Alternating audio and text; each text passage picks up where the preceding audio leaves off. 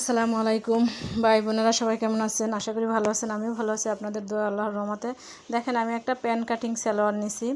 এরকম একটা pan cutting salwar আমি আপনাদেরকে কেটে দেখাবো।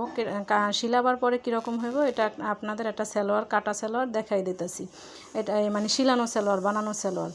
এটা আমি কালকে রাত্রে বানাইছি একটা সালোয়ার। এখন আমি আরেকটা সালোয়ার কাটে নিব, এটা আপনাকে দেখাবো। এটা কুচকি আছে, এখন এটা আয়রন টায়রন করা হয় নাই, মাত্র বানানো হয়েছে, এই জন্য এভাবে দেখা যেতেছে। এই উপরের সেলাইটা সব প্যান কাট সালোয়ারে থাকে, এই জন্য আমি এটা আপনাদের এইভাবে দেখাইলাম।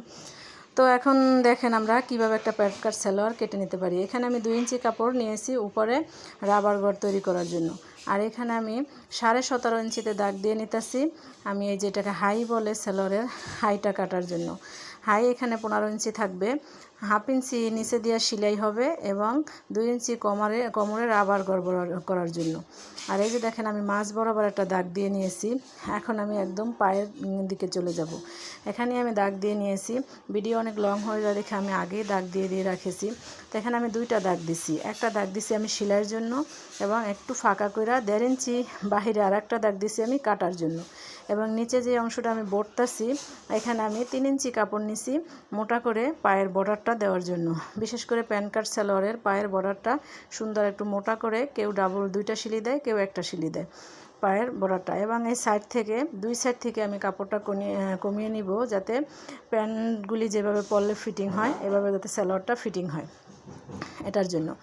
এখন আমি এই সাইড থেকে দাগ দিয়ে নিব। আমি 2 সাইড দিয়ে কেবো। নর্মাল সালোয়ারগুলি সাধারণত হাইয়ের সাইডটা দিয়ে কাটা হয়, খোলা সাইডটা দিয়ে কাটা হয়। কাপড়টা আমি 4 ভাঁজ দিয়ে নিয়েছিলাম। এখন এই যে দেখেন, আমি কোমরের এই সাইডটা দিয়ে কাপড়টা করে নিতেছি, 2 ভাগ করে নিতেছি।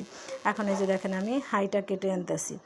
এখন এখান থেকে আমি 17.5 ইঞ্চিতে দাগ দিয়ে নিয়েছিলাম হাইয়ের জন্য। এখন আমি কেটে নিচ্ছি হাইটা। এই সালোয়ারটা হবে 38 ইঞ্চি, এখানে আমি নিয়েছি 43 ইঞ্চি। আমি 5 ইঞ্চি কাপড় বেশি নিয়েছি। নিচের পায়ের বর্ডার থেকে হবে 3 ইঞ্চি ভাঙার জন্য, বর্ডারটা একটু চ্যাপটা দেওয়ার জন্য, এবং কোমরের রাবার করার জন্য 2 ইঞ্চি। দেখেন, এই যে আমি কেটে নিচ্ছি। এই যে এই পর্যন্ত এসে এখান থেকে আমি ব্যাকা করে নিব, এখান থেকে বাকিটা পায়ের মুহুরির জন্য। তো এই যে দেখেন, এখান থেকে এখন আমি এই সাইডটা কেটে নিচ্ছি। এই সাইডটা কেটে নিচ্ছি। এই সাইডটার আমি এই যে আপনার কি বলে এটাকে, সাইড থেকে এই সাইডটারও দাগ দিয়ে নিয়েছি। এখানে পায়ের মুহুরি হবে 6 ইঞ্চি। আমি 1/2 ইঞ্চি বেশি নিয়েছি। বাহিরে যে প্যান কাটের যে শিলিটা পড়বে, ডাবল 2টা শিলি, ওই 2টার জন্য 1/2 ইঞ্চি বাহির থেকে আমি কেটে নিচ্ছি। 1/2 ইঞ্চি বাড়তি নিয়ে আমি দাগ দিয়ে নিয়েছি। এখন পায়ের দিকটা একটু বেশি নিয়েছি। ওই দিকটা আপনার 2 সাইড দিয়ে কাপড়টা কাটার পরে ঠিক মাঝখানের দিকটা থেকে পায়ের মুহুরির মাপটা হবে, তাহলে পায়ের সালোয়ারের মাপটা, ফিটিংটা খুব সুন্দর আসবে। এটা হাই, এটা কোমরের রাবার করার জন্য।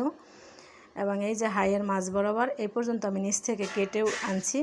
এখান থেকে পায়ের মুহুরি, এই যে দেখেন এতটুকু কাপড়, 3 ইঞ্চি কাপড় এখানে ভাঙার জন্য নিয়েছি। 1/2 ইঞ্চি ভেঙে এভাবে পায়ের বর্ডারটা ভাঙা হবে এবং 6 ইঞ্চি পাওয়া রেখে এখান থেকে আগে সেলাই করে বর্ডারটা দিয়ে নিতে হবে। পায়ের চাপ সেলাইগুলি